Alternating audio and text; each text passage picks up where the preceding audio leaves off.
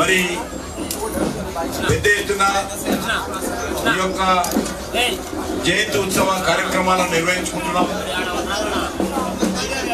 అందరికీ ఈ సందర్భంగా హృదయపూర్వకమైనటువంటి శుభాకాంక్షలు. బంజారా సమాజాన్ని, గిరిజన జాతిని చైతన్యం చేయడం కోసము మరి తన జీవితాంతం కూడా అంకితం చేసినటువంటి మహానుభావుడు సంత్ శ్రీ సేవాలాల్ మహారాజు గారు. వారు మరి అనేక రకాలుగా మరి 286వ జయంతి ఉత్సవాలు ఈరోజు దేశమంతా కూడా అత్యంత వైభవంగా మనము నిర్వహించుకుంటున్నాము.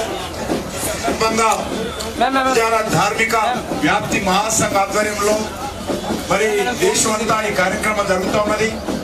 ఈ సందర్భంగా జరుగుతున్నటువంటి భోగు బండార్ హోమం కార్యక్రమంలో కూడా మనం అందరం భాగస్వాములు కావడము మనకు చాలా సంతోషం. ముఖ్యంగా దేశ చరిత్రలో బంజారా సమాజానికి, గిరిజన సమాజానికి అత్యంత ప్రాధాన్యత ఉన్నది. దేశ స్వాతంత్ర ఉద్యమంలో కూడా గిరిజనులు అత్యంత మరి ధైర్యంతో ఈ యొక్క దేశ స్వాతంత్రం కోసం పోరాటం చేసినటువంటి చరిత్ర మనం ఈరోజు చూస్తా ఉన్నాము. భారతీయ సంస్కృతి, భారతీయ సాంప్రదాయాలను కాపాడడంలో విదేశాల నుంచి మన అనేక మంది దండయాత్రలు చేస్తూ మన దేశాన్ని దోపిడీ చేసినప్పుడు మరి బంజారాలు కానీ, గిరిజనులు కానీ వీరోచితమైనటువంటి పోరాటం చేసి దేశం యొక్క సంస్కృతిని, సాంప్రదాయాలను రక్షించినటువంటి చరిత్ర మనకందరికీ తెలుసు. ప్రకృతితో మమేకమై జీవిస్తూ ఈరోజు ఒక ఆదర్శమైనటువంటి జీవితాన్ని ఈ యొక్క బంజారా సమాజము మనకు అందిస్తా ఉంది. అంతేకాకుండా మనం చూస్తా ఉన్నాం, ఈరోజు సేవాలాల్ మహారాజు ఆ రోజు చైతన్యం చేయడంలో కానీ, గిరిజన హక్కులను కాపాడడంలో కానీ, వాళ్ళలో విజ్ఞానాన్ని, జ్ఞానాన్ని తీసుకురావడంలో కానీ సేవాలాల్ మహారాజు మరి ఎంతో మరి ఆ రోజు అంకిత భావంతో మనకందరికీ అండగా నిలబడ్డాడు, మనందరినీ చైతన్యం చేశాడు. అలాంటి మహానుభావుని యొక్క మరి ఈరోజు మనం చూస్తా ఉన్నాం. ఈరోజు ఆయన ఆదర్శాలను ముందు తీసుకెళ్లడమే ఈరోజు మన ముందు ఉన్నటువంటి కార్యక్రమం.